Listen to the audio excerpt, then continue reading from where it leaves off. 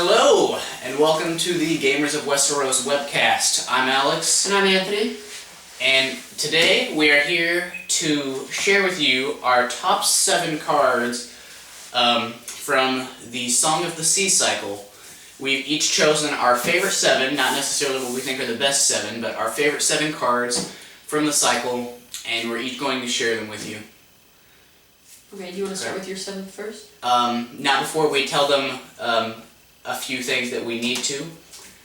Our lists, we made it so that we had someone else cross-reference them so that there are no cards on his list that are also on mine. So that way we've got a full 14 cards and there's no crossover. Neither of us know each other's lists. Yes, we know a few cards because the ones that crossed over, we had to be like, okay, well you can have that one and I can have this one. But other than that, we don't really know. And we both agreed that no negotiations at the Great Step or Long Voyage. Absolutely, because if we had done negotiations at the Great Step and Long Voyage, it'd be expected, and we both have it each on our list, and everyone knows how great they are, so there's absolutely no point in talking about it anymore. I mean, the forums are filled with all the crap about the Long Voyage and negotiations at the Great Step, so it would be pointless. Okay, so I'll start with my number 1 pick. Number 7, you mean? Aren't we? Number 7, yeah, we're working backwards. Number 7 for me is Melisandre's Scheme. 4 gold, 2 initiative, 1 claim. House Baratheon only. You may play Baratheon characters out of your discard pile during the marshalling phase as if they were in your hand. I love this card because Baratheon recursion is so important because they're vulnerable to intrigue most of the time. They're vulnerable to dead draws because of all your unique guys, because Baratheon is so reliant on unique guys. So once a guy gets discarded or something like that, you're like, oh crap. So being able to go back and have this strong recursion card is wonderful. I think it's possibly their best recursion in the game, and that's saying a lot because they have a lot of recursion to work with. Mm-hmm. So what was your 7th pick? My 7th pick was Little Bird. It is 1 cost, 1 strength. It has an intrigue icon, House Lannister only. Challenges, kneel Little Bird to choose a character till the end of the phase. That character gains, choose 1. And intrigue icon, stealth, or infamy. I like Little Bird because I think he works very well in a Power Behind the Throne deck. That way you can have some really high strength armies or something that Lannister has that doesn't necessarily have an intrigue icon. You can give them that with Little Bird. And if nothing else, you can give stealth, which is always useful to make sure that you can win those intrigue challenges. Okay, I'm not overly fond of this card because I feel like in a Power Behind the Throne deck, if you're running a Power Behind the Throne deck, why would you be running something that doesn't have an intrigue icon? He has an... Oh. Well, there are just a lot of... Like, Sir Aerys. Aerys is almost an auto-include in all Lannister decks because of how he can... The allies... So it's worth throwing in a second card because of 1 card? Not necessarily just because of him, but he was just an example that came to mind. Well, really, yeah, but he's the only guy I can think of that is considered to be an auto-include for Power Behind the Thrones deck. For a Power Behind the Throne deck. But if nothing else, you've got a 1 cost with an intrigue, and you can kneel him to get stealth. It's a nice little weenie, but if you're going to have a weenie out, why wouldn't you want something great like Bronze Hireling or Doubting Septa? Because with that, you're getting card draw, which card draw is always awesome. They've already got a lot of card draw, so if you've got all the Gold Tooth Mines out, that might not be too great. But, you know, Bronze Hireling, he himself has Deadly. Right. Yeah, is he allowed to give himself stealth, or does it have to be another character? Well, I mean, he has to kneel to do it, so... He has to kneel to do it. So, with Bronze Hireling, you're getting to use the Deadly in it. So you're already getting Deadly with the weenie, rather than having to rely on giving someone else stealth. So, I just feel like there are some better cards that could go in its place. I don't think it's a bad card, I just don't think it's that great. Myself. But I guess that's why it's not on my list. Okay, my 6th card is Blood Magic Ritual. House, Shadows, 1 cost, House Targaryen only. After Blood Magic Ritual comes out of Shadows, choose a non-army character in your dead pile and put it into play.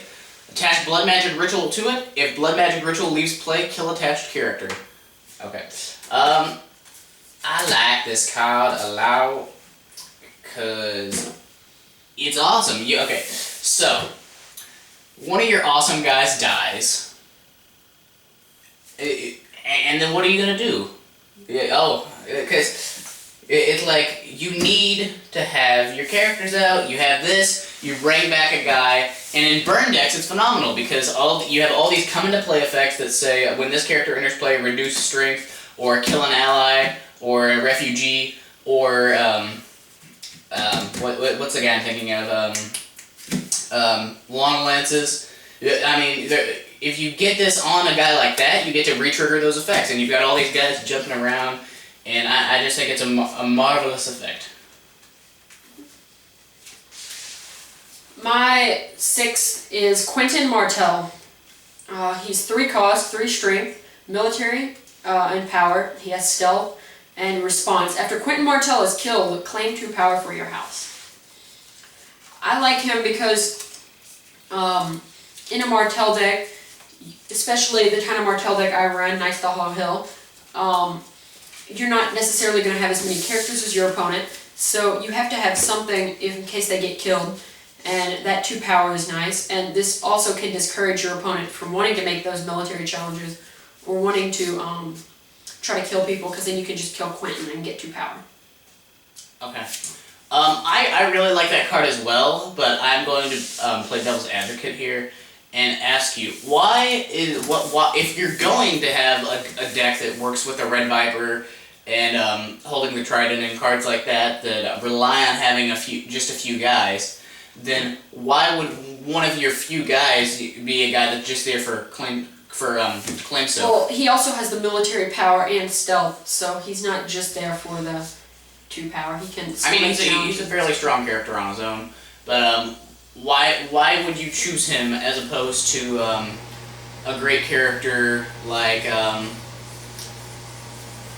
don't know. I don't play a lot of Martell, but you know what I'm saying, right? I mean, I guess, yeah. I do think he's a fantastic card.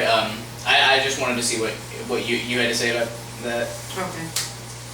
I don't think he's necessarily best in a deck with just a few people. I think he's strongest in a deck with more people, not necessarily a lot of people, but I feel like if you're running a deck with just a few people, you would want to have a guy that's not just there to die. Well, you're going to have somebody to be able to claim for a military. Yeah, but if you've already got a lot of guys out that aren't kneeling anyway, because you've got Vigilant or the Red Viper's not kneeling, what do you have to worry about? You mean Vengeful. Yeah, Vengeful. Yeah. Yeah. You have to lose challenges to get Vengeful to go off, though. You do, but why can't you just lose the intrigue or lose the power and rely on the Red Viper or if he's out? You're not necessarily going to have the Red Viper out. And you wouldn't want to defend with the Red Viper because the Red Viper kneels to defend. Yeah, but if you're going first, then you've already got it for him for all that. Normally, you want to go second on Martell. That's true. All right. My third pick is Oakenshield Port. 2 cost. When Oakenshield Port enters play, put 6 gold tokens from the treasury on it. After you win a challenge, discard 1 gold token from Oakenshield Port to claim 1 power for your house. Discard 2 gold tokens to claim 2 power for your house instead if a naval attacker or defender was participated in that challenge.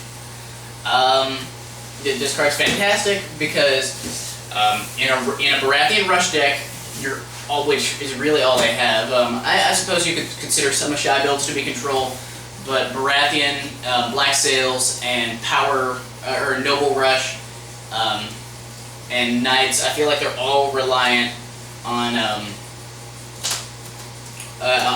Rush. That is where Baratheon lies. So, in a Baratheon deck, I'm wanting to win by turn 2 or 3. If I'm playing a Baratheon Rush deck and I haven't won by turn 3, maybe turn 4, I'm like, I'm screwed. Because really, unless I got really lucky with my Valar and he didn't hold enough back, then I'm done there, because I have to win quickly. This card is going to help you win quickly, because you're getting 1 extra power for each of those challenges, so that's potentially, hopefully, 3 power a turn in a normal deck. So that extra 3 power is going to get you so much closer. That's 1/5 of the power you need to win the game. And then if you do a naval attacker, which Baratheon Black Sails is pretty much considered the strongest build right now. If you have a naval attacker, then you're claiming 2 power, so you can get potentially all 6 of those power in 1 turn, which gets you 2/5 of the way to winning the game with this card alone. Not to mention the power claim and all of the renown and the hopefully unopposed you're getting. So I think it's a fantastic card. Yeah. My 5th pick is the Trident Guard. 1 cost, 0 strength, military and melee. I play a House Tully deck for my Stark build, so I mean, he was an obvious addition, and I think he just works very well for a low cost addition especially with melee. Just a good House Tully card to add. Oh yeah, I haven't played him with his House Tully deck since he's added that card in there. You did add it in, right? Yeah, I mean, he was a great replacement for my House Tully recruiter. Okay. He's the guy that just got 2 cost, 2 strength. No, one. He was the one that you can kneel to reduce the cost of. Oh, gotcha. Yeah. Okay. Yeah, he's a solid card. Like you said in the last video, if you have a guy out like Hoster Tully, then you're already getting a +1, so it's at least a 1. And I believe that melee is one of the strongest keywords in the game, because you have to completely reconsider the you have to completely reconsider your defenders, which I think also, from a game design point, is a brilliant addition to the game, because it adds an entirely new layer of strategy to the game that wasn't present before that cycle. Yeah, and especially with my House Tully deck with River Run being present. Yeah, River Run's also giving you lose challenges. So he doesn't necessarily have to stay at 0. And he's got I mean, melee. I've got 3 different cards in my House Tully deck that is going to bump his strength up from the Winterfell Castle, I think, the one that, and then Hoster Tully, and I think there's 1 more. So he could be a 3 already. Yeah, but plus you've got the melee, so for each defender you're getting +1 strength. So you're getting bonus strength from that, and they're having to reconsider all their stuff. Yeah. I love melee so much. I think it's fantastic. I don't think there's many ways you can go wrong with a card with melee. I agree. Alright.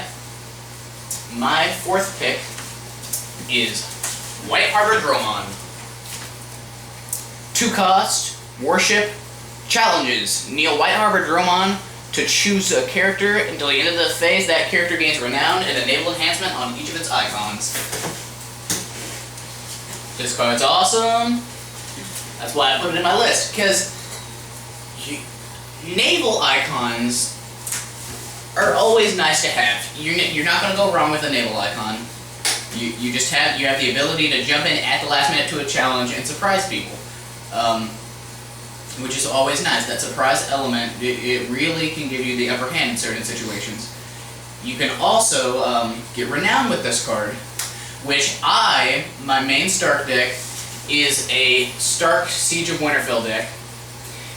And when the only way I can claim power is during a military challenge, renown is so precious, because if I get out 1 or 2 of these cards, I can just do it to give them renown, and I'm getting at least, and I'm getting all that extra power towards my victory. Because if my only way is military and renown and power claim, then I'll take all the extra power I can get, and so that makes renown so important for a deck like that.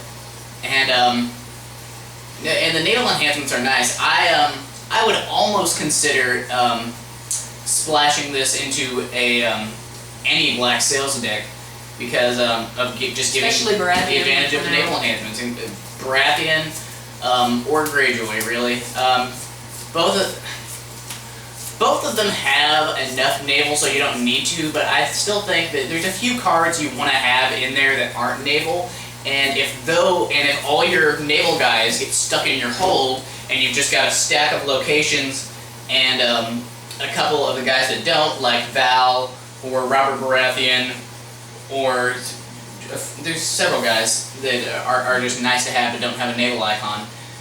It's hard to build a deck with only characters with a naval icon, so that you can potentially be stuck with very few in your actual deck. So I feel like this is a nice splash. I feel like it is strongest within Stark, especially because Stark has a lesser amount of naval characters, and the ones that do aren't that great. That if you do want to build a Black Sails, it's absolutely an auto-include. And I also feel that it's great in a normal Stark deck. I feel like there's a few situations where this card can come in helpful and where you might consider including it in a deck. My fourth is Victorian Greyjoy. Victorian Greyjoy? Victor. Okay.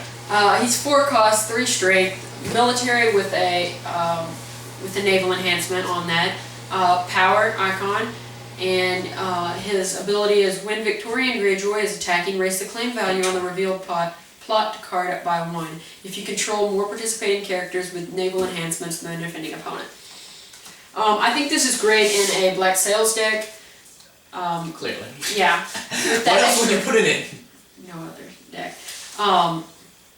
That extra claim is great because claim is, especially on a military challenge, when you can kill now 3 characters a turn with this, or even more. I can even see him, like Alex said about White Harbor Droman, I can see him being splashed into almost any Black Sails deck because of that extra claim, and you have so many naval enhancements that it would almost be worth it. It's great for a Black Sails deck. That extra claim, high claim is so powerful. I mean, I sometimes forget like how good 2 claim is, and then I'll be like, oh, I'll be fine if I let that challenge go through. Wait, you have 2 claim? And then half of my characters are dead, and my entire hand is gone. And it's like, it really makes a difference between 1 claim and 2 claim. You're really jumping up. And if you already have a 2 claim plot out, or even if you have a 1 claim plot out, that's increasing your claim by 1. You can also have naval superiority. That's increasing your claim. It's fantastic. High claim is awesome. Yeah. And increasing your claim is good. He's got the naval icon. He's got a military crest, or he's got a war crest. The war crests are great in any deck because you can do awesome things. A lot of their raiders have it too, so it's a completely reasonable thought to put in 2 power of arms or die by the sword in that deck. That just increases the validity of those cards with that war crest. It's just an overall solid card. I don't know if it's worth paying 6 for, but I feel like Baratheon has I might just be imagining it, but it always seems like Baratheon has more reducers than some of the other houses, so I feel like it is reasonable to put him in there because of the reducers. Well, no, because it only reduces Baratheon characters, so that didn't make any sense. So I don't think he's worth paying 6 for necessarily, but in Greyjoy he's fantastic. He's in my Greyjoy Black Sails deck.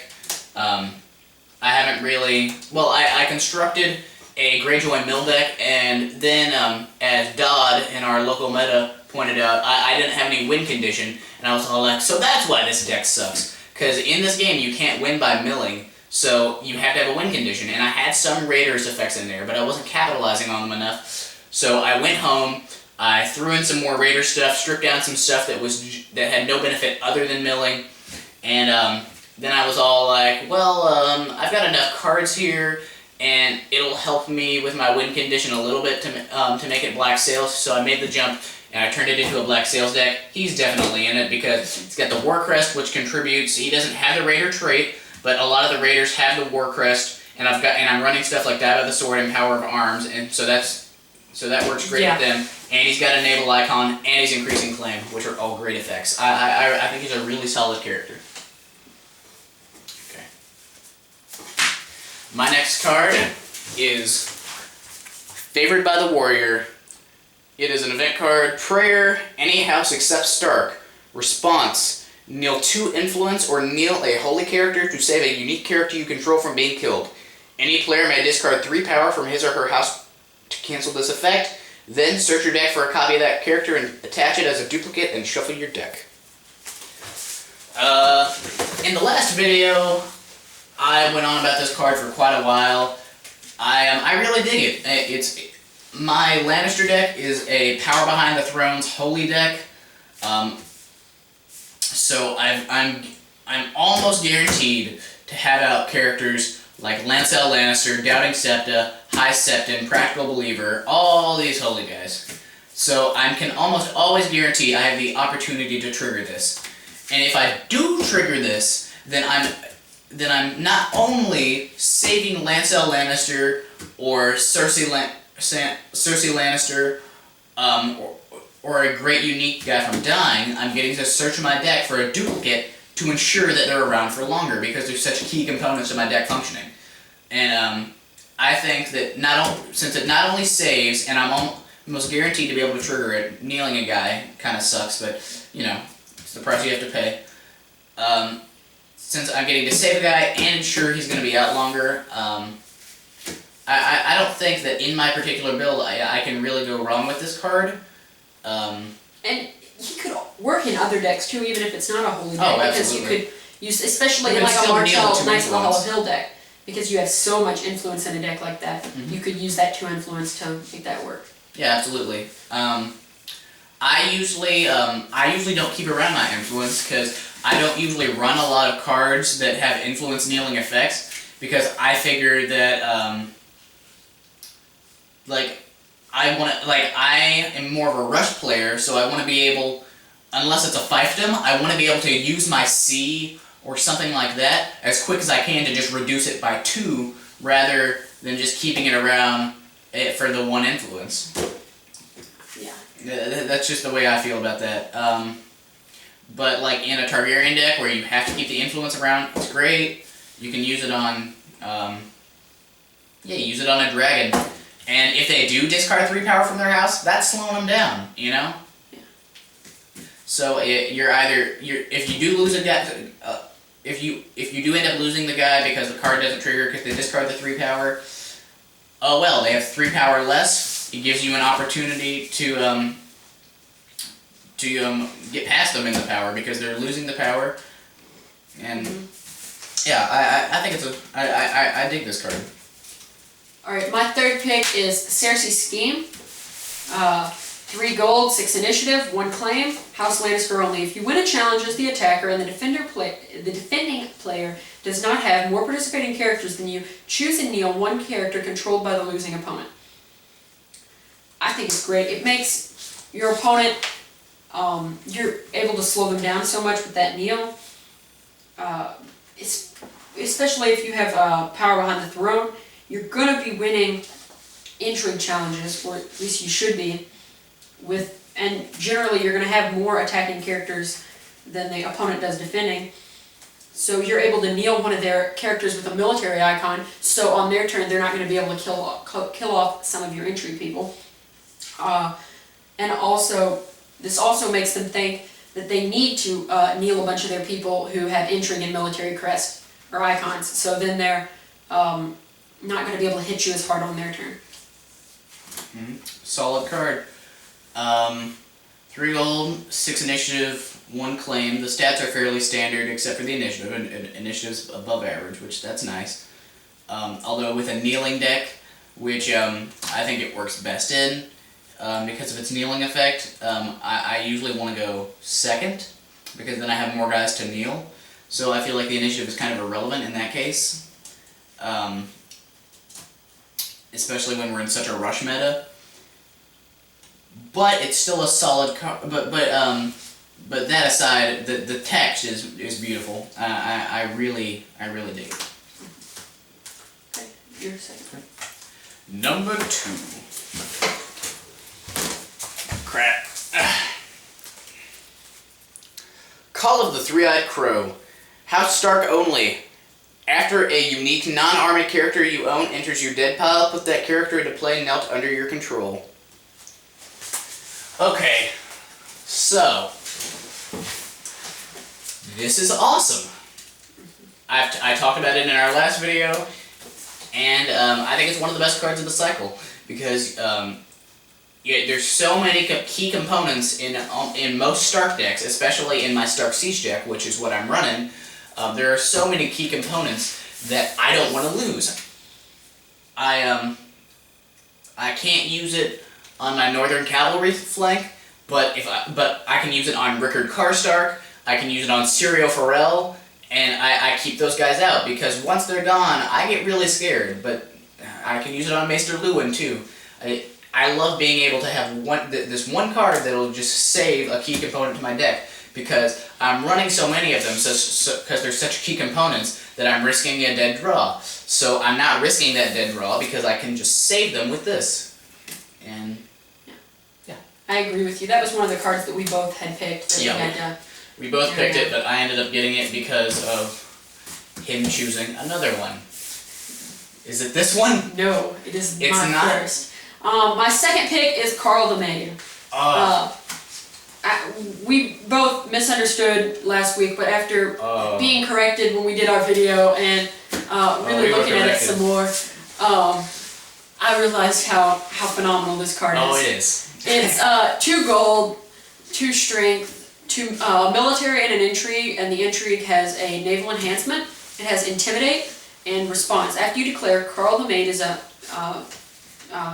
naval attacker, discard the top 2 cards of the defending player's deck until the end of the phase. Carl the Maid gets +2 strength for each event card discarded this way. I think it's just great. Oh yeah. I would say an auto include in almost every Greyjoy deck. Okay, so let's explain what happened last week. Okay, so when we filmed our review of the Journey's End pack, we were like, it's okay. It can work in a mill deck or a Black Sails deck, so that's nice. We were like, it's a solid card. Then in the comments, a guy said it, and a couple days later, at Something to Do at the LCG night, this guy Dodd, as you may know him from the Breaking News Netrunner podcast, he got on us because he was all like, it is an auto include for every Greyjoy deck, at least one, and I was like, really? And then he explained it a little. The guy in the comments explained it a little. I wish I remembered his username so I could give him a shout out, but and after analyzing the card, there's a lot more to it. Yeah, especially it's by discarding 2, you're probably going to get one of those +2 strength. You're a 4 strength, and then that intimidate